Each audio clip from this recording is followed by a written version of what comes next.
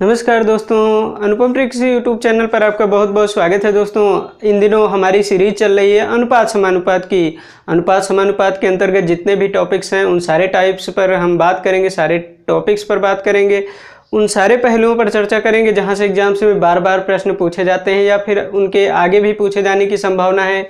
इसी के अंतर्गत दोस्तों आज आप हमारे साथ अध्ययन करने वाले हैं सम्मिलित अनुपात या अनुपातों के एकीकरण पर। दोस्तों यहाँ से जितने भी प्रश्न पूछे जाते हैं उन सारे प्रश्नों को हमने कवर किया, सारे टाइप्स को कवर किया है। चाहे वो दो अलग अलग अनुपात देकर उनसे एक सम्मिलित अनुपात पूछ ले या फिर तीन अलग अलग अनुपात देकर वहाँ से सम्मिलित करने से संबंधित प्रश्न पूछे, तो इन सारे टॉपिक्स पर आधारित प्रश्न एग्जाम्स में बार बार पूछे जाते रहे। तो इनको बहुत अच्छे से ढंग से समझ लीजिए, उन पर प्रैक्टिस कर लीजिए। और दूसरी बात ये है कि आपको यहाँ पर कोई भी फॉर्मूला रटने की आवश्यकता नहीं है। इन सारे टॉपिक्स पर प्रैक्टिस करिए कायदे से। तो प्रश्नों के माध्यम से हम आपको बताने का प्रयास करते हैं कि किस टाइप के प्रश्न यहाँ से पूछे जाते हैं।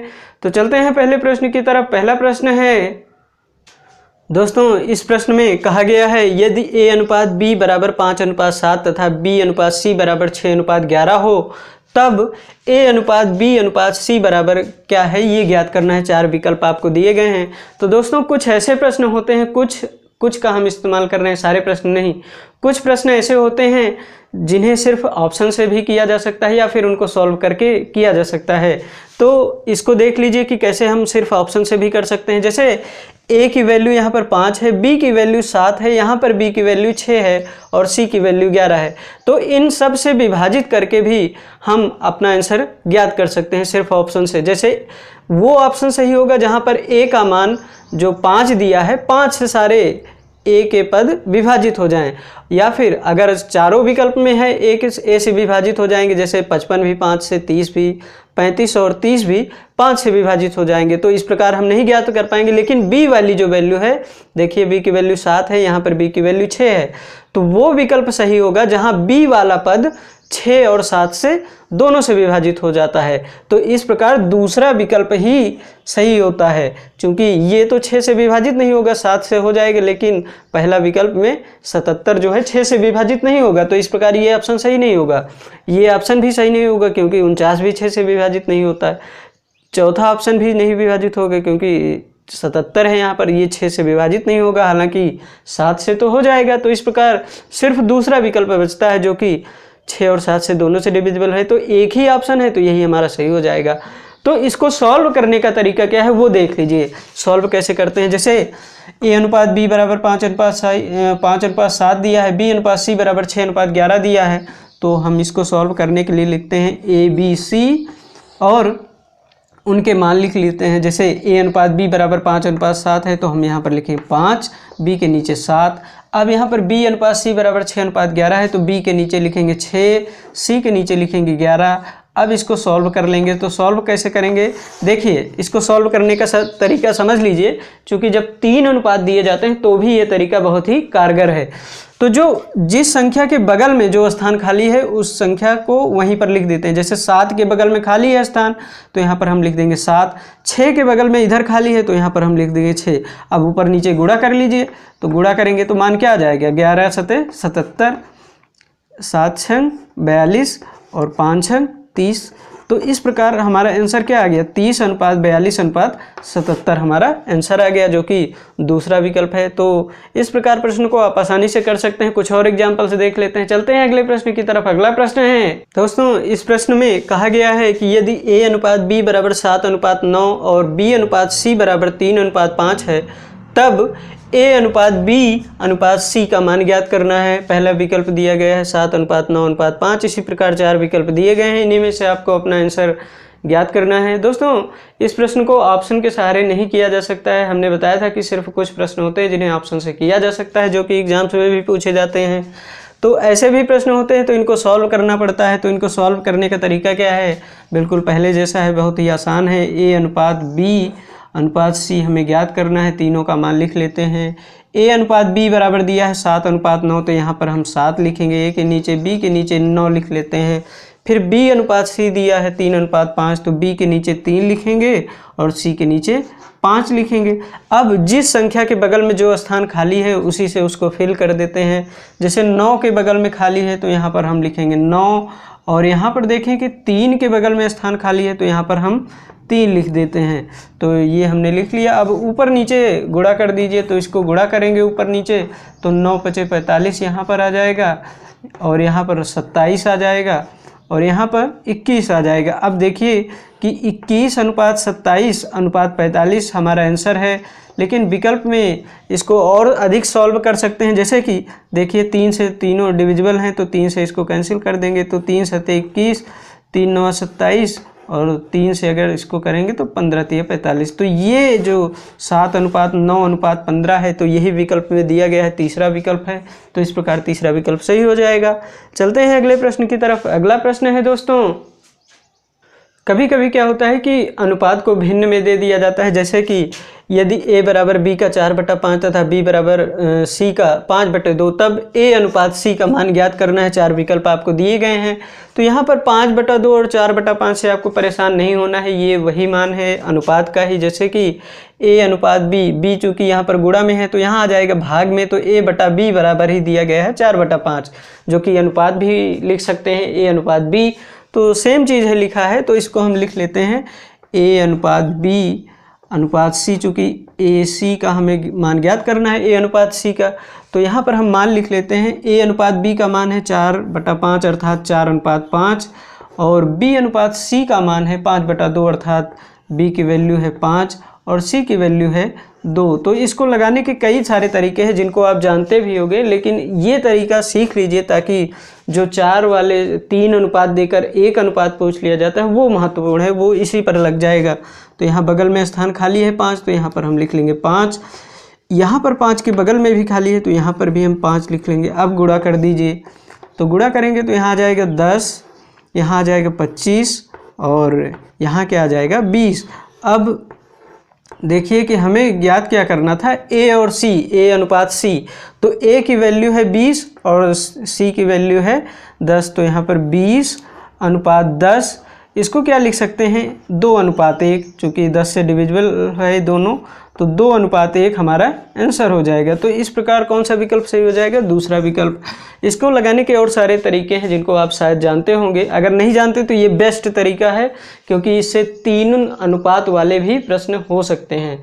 चलते हैं अगले प्रश्न की तरफ। अगला प्रश्न है दोस्तों, इस प्रश्न में आपको 3 अनुपात अलग अलग दिए गए हैं, फिर उनसे एक सम्मिलित अनुपात पूछ लिया। जैसे कि यदि A अनुपात B = 3:4 तथा B अनुपात C = 5:7 एवं C अनुपात D बराबर है 3:5, तब A अनुपात B अनुपात C अनुपात D का मान ज्ञात करना है। 4 विकल्प आपको दिए गए हैं। तो दोस्तों अगर 3 अनुपात आपको दिया गया है, उससे एक सम्मिलित अनुपात पूछा है, तो ये सारे प्रश्न सिर्फ और सिर्फ ऑप्शन से भी लग सकते हैं। हालांकि इनको सॉल्व भी करके हम बताएंगे। तो यहाँ पर देखें कि A की वैल्यू 3 है, तो A से डिविजिबिलिटी चेक करेंगे तो चारों ऑप्शन हो जाते हैं। तो इस प्रकार हम A से नहीं कर पाएंगे ज्ञात अपना आंसर। B वाला टर्म देखिए, B की वैल्यू है 4 और यहाँ पर B की वैल्यू है 5, तो 4 और 5 दोनों से डिविजिबल होने चाहिए। तो 4 से तो B की वैल्यू शायद 2 ऑप्शन हो जाएंगे, यहाँ पर भी 3 ऑप्शन आपको मिल जाएंगे, लेकिन 5 से डिविजिबिलिटी सिर्फ दूसरे ऑप्शन में मिलेगी। तो इस प्रकार दूसरा विकल्प सही हो जाएगा।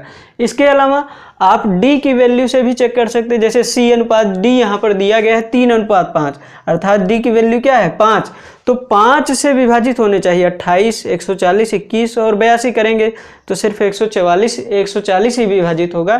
तो इस प्रकार दूसरा विकल्प सही हो जाएगा बिना सॉल्व किए। हालांकि इसको सॉल्व कैसे करेंगे ये भी देख लीजिए।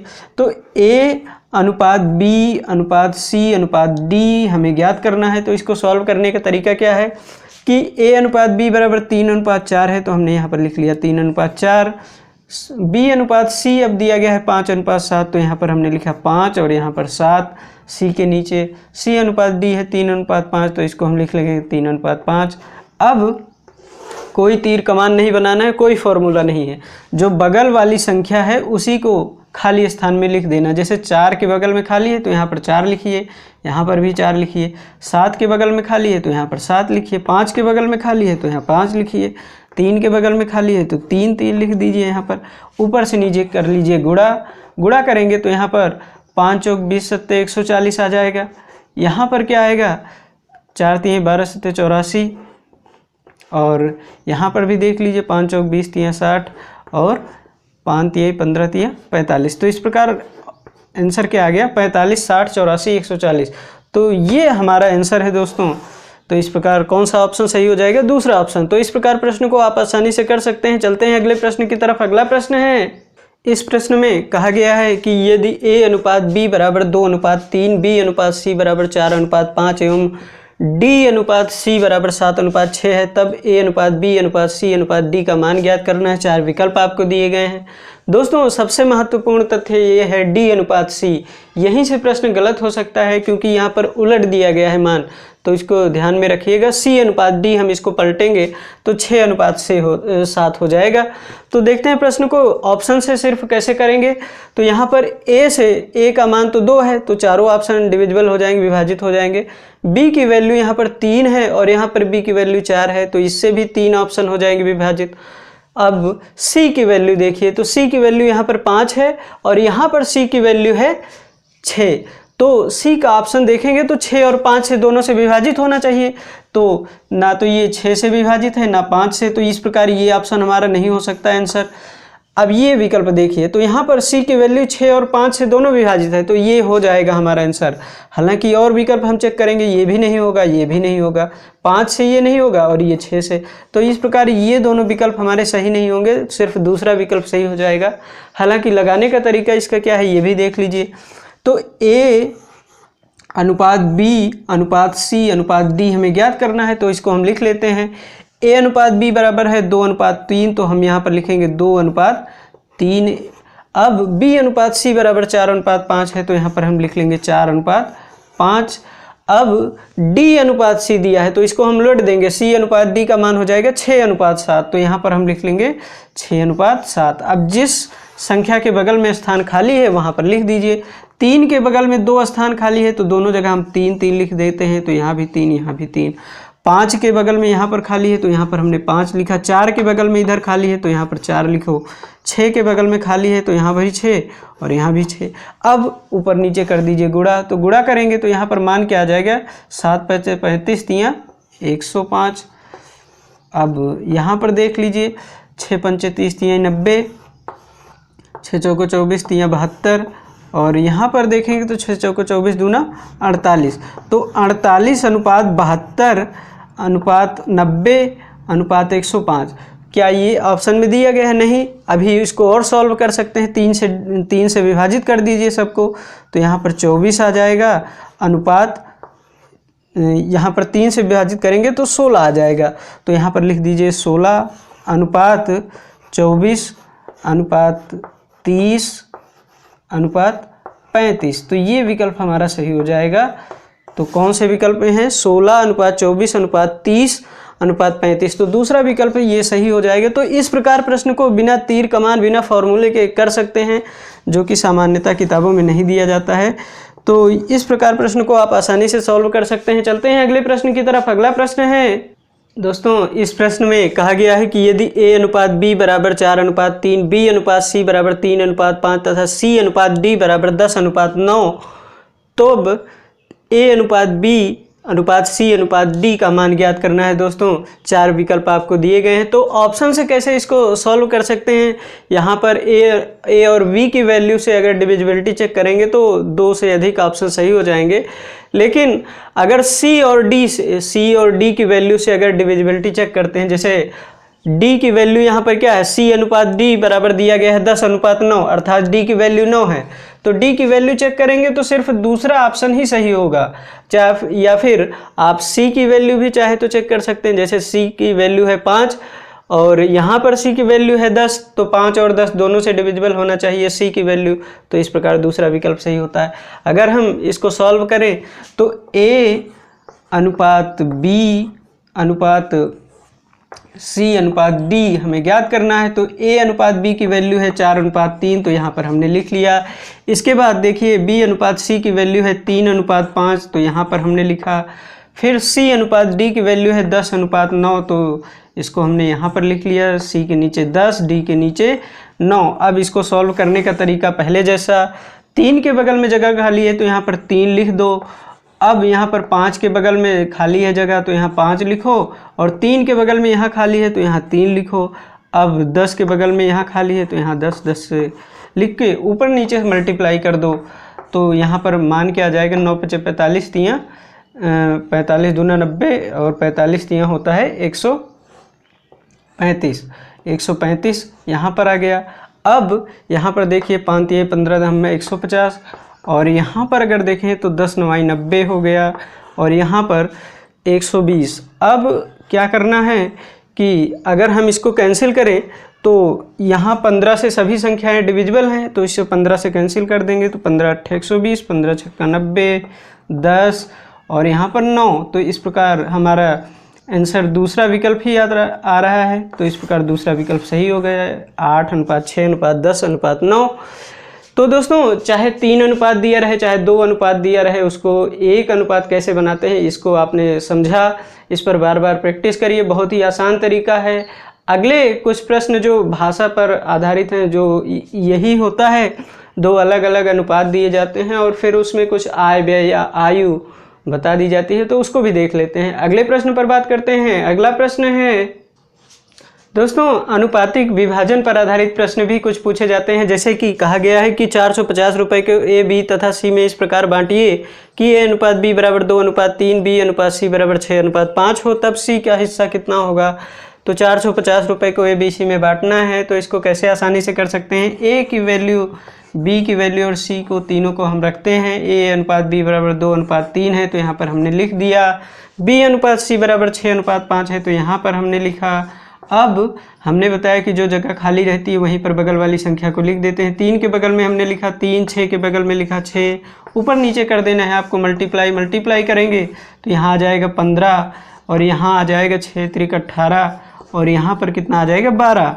तो इस प्रकार A का हिस्सा 12, B का 18 और C का हिस्सा 15, तीनों को जोड़ देंगे तो तीनों को जोड़ने पर मान आ जाएगा 45 यूनिट, जो कि दिया गया है 450 रुपये। 45 यूनिट का मान ही 450 रुपये है, तो 1 यूनिट का मान आ जाएगा 10 रुपये, अर्थात 450/45 अर्थात 10 रुपये। 1 यूनिट का मान 10 रुपये है, तो हमें चाहिए C का हिस्सा जो कि है 15 यूनिट, तो C का हिस्सा 15 यूनिट है। 1 यूनिट का मान 10 है, तो 15 यूनिट का मान आ जाएगा 10 × 15 अर्थात 150 रुपये। इस प्रकार विकल्प हमारा सही हो जाएगा पहला। अगले प्रश्न पर बात करते हैं दोस्तों। अगला प्रश्न है, इस प्रश्न में कहा गया है कि राम तथा मोहन की आय का अनुपात 6:11 है, जबकि मोहन एवं श्याम की आय का अनुपात 5:13 है। यदि मोहन की आय 2200 रुपये है, तब राम की आय क्या है, ये ज्ञात करना है। 4 विकल्प आपको दिए गए हैं, तो प्रश्न को कैसे बहुत आसानी से कर सकते हैं आप। राम, मोहन और श्याम की आय का अनुपात दिया गया है। राम मोहन की आय का अनुपात 6:11 है, जबकि मोहन और श्याम की आय का अनुपात 5:13 है, तो हमने लिख लिया इसको। 11 के बगल में जगह खाली है तो यहाँ 11 लिख दीजिए। 5 के बगल में भी प्लेस है तो यहाँ पे 5 लिख दीजिए। ऊपर नीचे कर दीजिए गुणा, अर्थात यहाँ पर 11 × 13 करेंगे तो 143 आ जाएगा मान। 11 × 5 करेंगे तो 55 आ जाएगा, जबकि 6 × 5 करेंगे तो 30, अर्थात राम की आय 30 यूनिट, मोहन की आय 55 यूनिट है। इसी 55 यूनिट का मान दिया गया है 2200 रुपये। 55 यूनिट का मान 2200 है, तो 1 यूनिट का मान आ जाएगा 2200/55 अर्थात 40। 1 यूनिट का मान दोस्तों 40 है, हमें चाहिए राम की आय जो कि है 30 यूनिट, तो 1 यूनिट का मान 40 है, तो 30 यूनिट का मान आ जाएगा 1200, जो कि कौन सा विकल्प है, तीसरा विकल्प। तो इस प्रकार तीसरा विकल्प सही हो जाएगा। अगले प्रश्न पर बात करते हैं दोस्तों। अगला प्रश्न है दोस्तों, ये प्रश्न बहुत ही शानदार है। ऐसे ही प्रश्नों से आपके कॉन्सेप्ट क्लियर होते हैं, छोटी छोटी बातों से, तो इसको समझिएगा बहुत ध्यान से। कहा गया है कि हमारी माँ की आयु मेरे भाई की आयु से तिगुनी है, तथा कहा गया आगे कि मैं अपने भाई से आयु में 1/3 गुना बड़ा हूँ। 4 वर्ष पहले मैं मेरे भाई की वर्तमान आयु के बराबर था, तब मेरी माँ की वर्तमान आयु है, तो ये ज्ञात करना है। 4 वर्ष पहले मैं अपने भाई की वर्तमान आयु के बराबर था, तब मेरी माँ की वर्तमान आयु है। 4 ऑप्शन दिए गए हैं, 40 वर्ष, 36 और 42 वर्ष, ये 4 ऑप्शन दिए गए हैं। तो प्रश्न को देखिए कैसे बहुत ही शानदार तरीके से लगाया जा सकता है। हमारी माँ की आयु, तो माँ की आयु को हम लिख सकते हैं m, भाई की आयु को लिख लेते हैं b, और मैं अपनी आयु को लिख लेता हूँ I से। तो माँ की आयु भाई की आयु से तिगुनी है, अर्थात भाई की आयु अगर 1 यूनिट है तो माँ की आयु तिगुनी अर्थात 3 यूनिट हो जाएगी। मैं अपने भाई से आयु में 1/3 गुना बड़ा हूँ। 1/3 को समझिए, 1/3 का मतलब है अगर भाई की आयु 3 यूनिट है। दोस्तों अरिथमेटिक में भिन्न को समझना बहुत ही ज़रूरी होता है। अगर आप नहीं समझते हैं तो प्रश्न को आसानी से नहीं कर पाएंगे, तो इसलिए भिन्न को समझिए। 1/3 गुना बड़ा होने का मतलब है कि अगर भाई की आयु 3 यूनिट है तो मैं 1 यूनिट बड़ा हूँ, अर्थात हूँ कितने का, 4 यूनिट का। तो अगर भाई की आयु 3 यूनिट है तो मैं 4 यूनिट का हूँ। अब प्रश्न को बहुत ही आसानी से आप लगा सकते हैं। यहाँ पर जगह खाली है तो 1 यूनिट लिखें, यहाँ पर भी 3 के बगल में 3 लिख दीजिए। अब ऊपर नीचे मल्टीप्लाई कर दीजिए, तो प्रश्न को सॉल्व कर लीजिए आगे। तो यहाँ पर माँ की आयु आ गई 9 यूनिट, तो माँ की आयु ही पूछा है, 9 यूनिट आई, अर्थात विकल्प 9 से ज़रूर डिविजिबल होगा। यहाँ पर एक ही विकल्प 9 से डिविजिबल है, तो यही हमारा आंसर बनेगा। हालांकि इसको हम सॉल्व भी कर सकते हैं, जैसे 4 वर्ष पहले मैं अपने भाई की वर्तमान आयु के बराबर था, अर्थात भाई और मेरी वर्तमान आयु में कितने का अंतर है, 4 वर्ष का। तो यहाँ पर देखिए कि अंतर हमेशा बराबर होता है, चाहे वर्तमान हो चाहे पहले का हो। तो 4 और 3 में कितने का अंतर, 1 यूनिट का। 1 यूनिट का मान ही दिया गया है 4 वर्ष, तो 1 यूनिट का मान 4 वर्ष है, तो 9 यूनिट का मान कितना आ जाएगा, 4 × 9 अर्थात 36 वर्ष। तो इस प्रकार दोस्तों आप प्रश्न को बहुत ही आसानी से कर सकते हैं। तो दोस्तों ये रहा हमारा आज का सेशन। वीडियो कैसा लगा ज़रूर बताएं, चैनल को सब्सक्राइब कर लें। मिलते हैं अगले सेशन में। बहुत बहुत धन्यवाद।